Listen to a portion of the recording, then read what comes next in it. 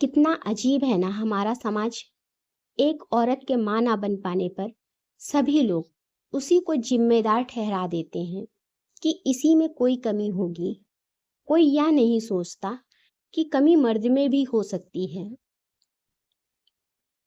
बांझ एक औरत की कहानी, उसके मां ना बन पाने के दर्द की कहानी। उसकी तो सुबह और रात दोनों ही सास की गाली और तानों से शुरू और खत्म होती थी। और आज की सुबह भी सास की गाली और ताने से ही शुरू हुई। मीरा की। मीरा रोज रोज के झगड़े से तंग आ चुकी थी, लेकिन वह और कर भी क्या सकती थी। उसे तो सुनना था। वह चुपचाप सास ससुर और पड़ोसियों के ताने सुनती और रोती। मीरा की शादी रमन के साथ 8 साल पहले हुई थी। इन 8 सालों में जिन लोगों की शादी हुई थी वे एक दो बच्चे के माँ बाप बन गए थे, लेकिन मीरा अभी तक माँ नहीं बन पाई थी। इसी के चलते उसे बांझ जैसी उपाधि मिल गई थी।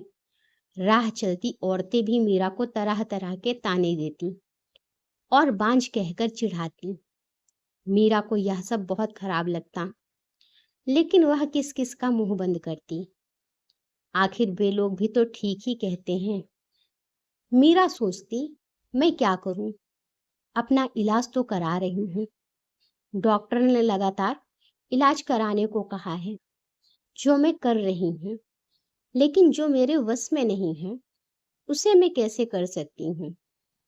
एक दिन पड़ोस का एक बच्चा खेलते खेलते मीरा के घर आ गया।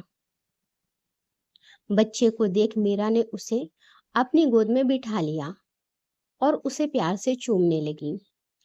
जब सास ने मीरा को दूसरे के बच्चे को चूमते हुए देखा तो वह बिफर पड़ी। वह उसकी गोद से बच्चे को छीनते हुए बोली, कलमुही, बच्चा पैदा करने की तो ताकत है नहीं तुझ में, तो दूसरों के बच्चों से अपना मन बहलाती है। अरे, तू क्यों डालती है अपना मनहूस साया दूसरों के बच्चे पर। तू तो उस बंजर जमीन की तरह है जहां फसल तो दूर घास भी उगना पसंद नहीं करती। जब मीरा से सास की बातें नहीं सुनी गई तो वह अपने कमरे में जाकर अंदर से दरवाजा बंद कर रोने लगी। रात को रमन के आने पर मीरा ने रोते हुए सारी बात उसे बता दी और बोली, मैं बड़ी अभागिन हूँ। मैं किसी की इच्छा पूरी नहीं कर सकती, ऊपर से मुझ पर बांझ होने का धब्बा भी लग चुका है। मीरा की बातें सुनकर रमन ने कहा, तुम माँ की बातों का बुरा मत मानो, उन्हें ऐसा नहीं कहना चाहिए था। हर माँ बाप की इच्छा होती है कि उनके परिवार को आगे बढ़ाने वाला उनके रहते हुए ही आ जाए। तुमसे यह इच्छा पूरी नहीं होते देख कर माँ तुमसे उल्टी सीधे बातें बोलती हैं। तुम चिंता मत करो, तुम्हारा इलाज चल रहा है, तुम जरूर माँ बनोगी। मीरा बोली, मेरी एक सहेली थी, वह भी बहुत दिनों बाद माँ बनी थी। माँ बनने में देर होते देखकर जब उसने अपना इलाज कराया तो जांच में उसमें कोई कमी नहीं पाई गई। कमी उसके पति में थी। जब उसके पति ने इलाज कराया तभी वह माँ बन सकी। हो सकता है उसी की तरह आप में भी कोई कमी हो, इसीलिए मैं चाहती हूँ कि आप भी एक बार अपना इलाज करा लेते। मीरा की बात सुनकर रमन भड़क उठा। मुझ में भला क्या कमी हो सकती है? मैं तो बिल्कुल ठीक हूँ, मुझ में कोई कमी नहीं है।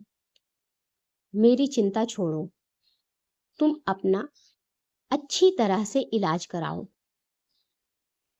मैं मानती हूँ कि आप में कोई कमी नहीं है, लेकिन तसल्ली की खातिर मीरा ने सलाह देने के ख्याल से ऐसा कहा।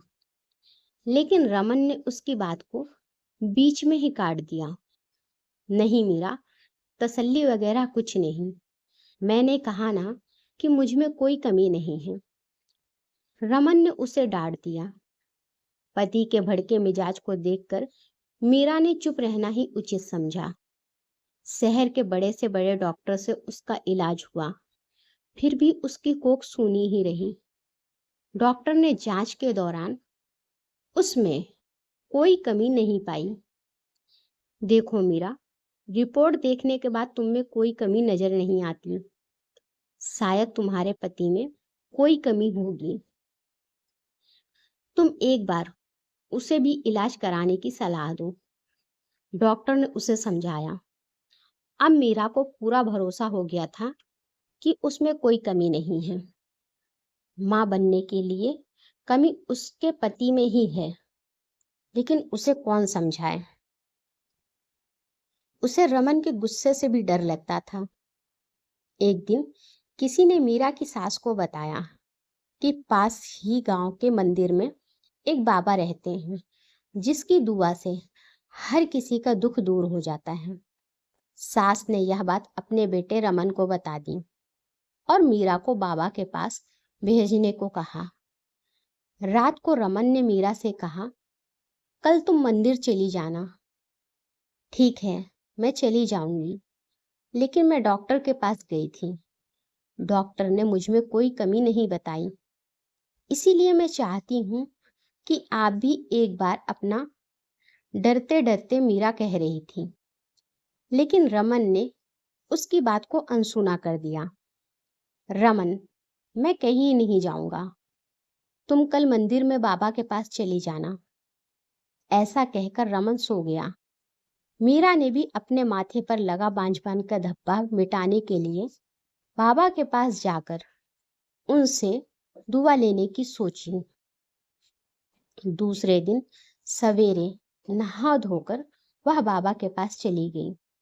मंदिर में लगी भीड़ को देखकर उसे भरोसा हो गया कि वह भी बाबा की दुआ पाकर मां बन सकती है।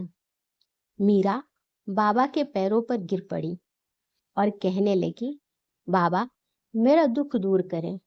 मैं 8 साल से बच्चे का मुंह देखने के लिए तड़प रही हूँ। उठो बेटी, निराश मत हो। तुम्हें औलाद का सुख जरूर मिलेगा, लेकिन इसके लिए तुम्हें माहवारी होने के बाद यहाँ 5 दिनों तक रहकर लगातार पूजा करनी होगी। ठीक है बाबा, मैं जरूर आऊंगी। मीरा खुशी से घर आ गई। घर आकर उसने सारी बातें अपने पति को बताई। मैं कहता था ना कि जो काम दवा नहीं कर सकती, कभी कभी दुआ से हो जाती हैं।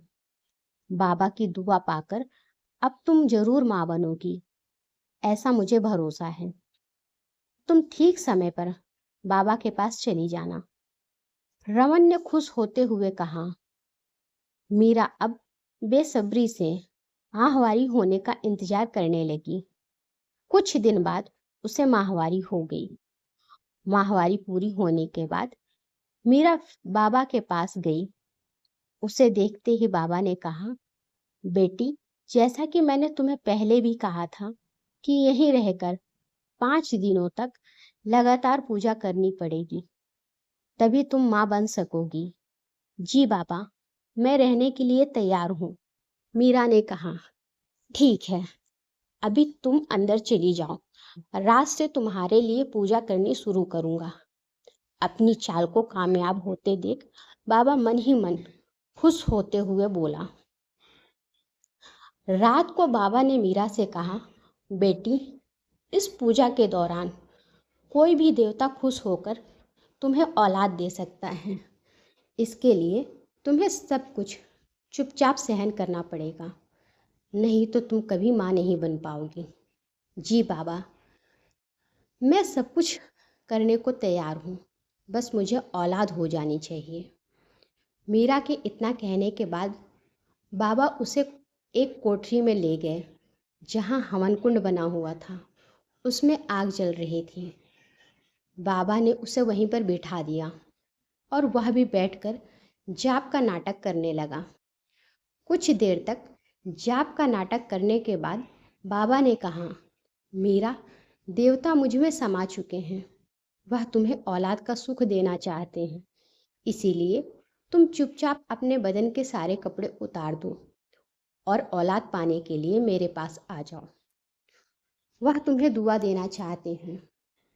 मीरा यह सोचकर कि बाबा में देवता समा चुके हैं, और देवता जो भी करते हैं गलत नहीं करते हैं। इसीलिए उसने अपने बदन के सारे कपड़े उतार दिए। बाबा उसके अंगों से खेलने लगा और उसे दुआ देने के नाम पर उसकी इज्जत पर डांका डाल दिया। 5 दिनों तक लगातार बाबा ने इस पूजा के बहाने मीरा से जिस्मानी संबंध बनाए। 6वें दिन बाबा ने कहा, मीरा बेटी, हमारी दुआ कबूल हो गई, पूजा भी पूरी हो गई। अब तुम जरूर माँ बनोगी, तुम घर जा सकती हो। बाबा की दुआ लेकर वह खुशी खुशी घर लौट आई। 9 महीने बाद मीरा माँ बन गई। उसे बाबा की दुआ लग गई थी। उसके माथे से बांझपन का धब्बा मिट चुका था। घर के सारे लोग बहुत खुश थे। रमन को अब पूरा यकीन हो गया था कि उसमें भी बाप बनने की ताकत है। लेकिन सच्चाई से सभी अनजान थे। सिर्फ मीरा ही जानती थी कि उसने माँ बनने की क्या कीमत चुकाई है। अगर आपको कहानी अच्छी लगी हो तो लाइक करें और मेरे चैनल को सब्सक्राइब करें। धन्यवाद।